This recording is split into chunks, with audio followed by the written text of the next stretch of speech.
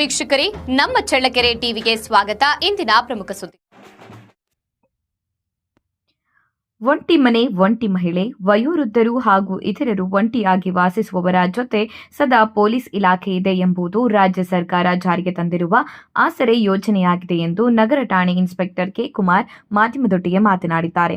ನಗರದಲ್ಲಿ ದೂರ ಪ್ರದೇಶ ಹಾಗೂ ಗ್ರಾಮೀಣ ಪ್ರದೇಶದಲ್ಲಿ ಒಂಟಿಯಾಗಿ ಜೀವನ ನಡೆಸುವಂತಹ ಮಹಿಳೆಯರು ಹಾಗೂ ವಯೋವೃದ್ಧರು ಸಹಾಯಕ್ಕೆ ಪೊಲೀಸ್ ಇಲಾಖೆ ಹಗಲು ರಾತ್ರಿ ಎನ್ನದೆ ಸದಾ ಜೊತೆಗೆ ಇರುತ್ತದೆ. ಆದ್ದರಿಂದ ಕರ್ನಾಟಕ ರಾಜ್ಯ ಪೊಲೀಸ್ ಇಲಾಖೆಯ ಆಸರೆ ಎಂಬ ವಿನೂತನ ಸಮುದಾಯ ಪೊಲೀಸ್ ಉಪಕ್ರಮವನ್ನ ಜಿಲ್ಲಾ ವರಿಷ್ಠಾಧಿಕಾರಿಗಳಾದ ರಂಜಿತ್ ಕುಮಾರ್ ಭಂಡಾರು ಅವರ ನಿರ್ದೇಶನದಂತೆ ಡಿವೈಎಸ್ಪಿ ಸತ್ಯನಾರಾಯಣ ರಾವ್ ಮಾರ್ಗದರ್ಶನದಲ್ಲಿ ಪರಿಣಾಮಕಾರಿಯಾಗಿ ಜಾರಿಗೊಳಿಸಲಾಗಿದೆ.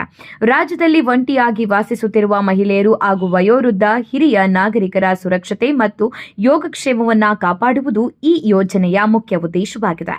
ಇತ್ತೀಚಿನ ದಿನಗಳಲ್ಲಿ ಒಂಟಿತನ, ಅಸುರಕ್ಷತೆ, ಅಭದ್ರತೆ ಮತ್ತು ಕಾಳಜಿಯ ಕೊರತೆ ಮುಂತಾದ ಸಮಸ್ಯೆಗಳು ಹೆಚ್ಚುತ್ತಿರುವ ಹಿನ್ನೆಲೆ ಆಸರೆ ಯೋಜನೆ ಒಂದು ಮಾನವೀಯ ಹೆಜ್ಜೆಯಾಗಿದೆ. ಈ ಯೋಜನೆಯ ಮೂಲಕ ಒಂಟಿಯಾಗಿ ವಾಸಿಸುವ ಮಹಿಳೆಯರು ತಮ್ಮ ಹಿರಿಯ ನಾಗರಿಕರು ತಾವು ಒಂಟಿಯಲ್ಲ, ತಮ್ಮೊಂದಿಗೆ ಪೊಲೀಸ್ ಇಲಾಖೆ ಹಾಗೂ ಸರ್ಕಾರ ಸದಾ ಇರುವುದೆಂಬ ಬಲವಾದ ನಂಬಿಕೆ ಮತ್ತು ಆತ್ಮವಿಶ್ವಾಸವನ್ನ ಜನಗಳಿಗೆ ಕೊಡುತ್ತಾ ಬರುತ್ತದೆ.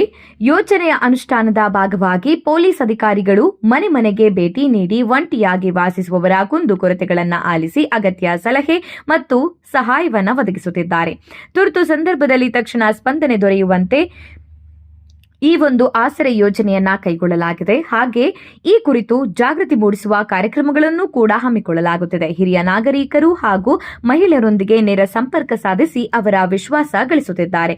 ಒಟ್ಟಿನಲ್ಲಿ ಆಸರೆ ಯೋಜನೆ ಸಮುದಾಯ ಪೊಲೀಸ್ ವ್ಯವಸ್ಥೆಯತ್ತ ಮತ್ತೊಂದು ಹೆಜ್ಜೆಯಾಗಿದ್ದು, ಸುರಕ್ಷಿತ ಮತ್ತು ವಿಶ್ವಾಸಭರಿತ ಸಮಾಜ ನಿರ್ಮಾಣದ ದಿಸೆಯಿಂದ ಮಹತ್ವದ ಪಾತ್ರ ವಹಿಸಿದೆ ಎನ್ನಲಾಗಿದೆ. ಇದೇ ಸಂದರ್ಭದಲ್ಲಿ ಪೊಲೀಸ್ ಠಾಣೆಯ ಸಿಬ್ಬಂದಿ ವಸಂತ್ ಕುಮಾರ್, ಅನಸೂಯಮ್ಮ ಇತರರು ಒಳಗೊಂಡಂತೆ ಸಿಬ್ಬಂದಿ ವರ್ಗ ತಮ್ಮ ಬೀಟ್ ವ್ಯಾಪ್ತಿಯಲ್ಲಿ ಒಂಟಿಯಾಗಿ ಇರುವವರಿಗೆ ಆಸರೆಯಾಗಿ ರಾಜ್ಯ ಸರ್ಕಾರದ ಯೋಜನೆಗಳನ್ನು ಪರಿಣಾಮಕಾರಿಯಾಗಿ ಜಾರಿಗೊಳಿಸುತ್ತಿದ್ದಾರೆ ಎನ್ನಲಾಗಿದೆ.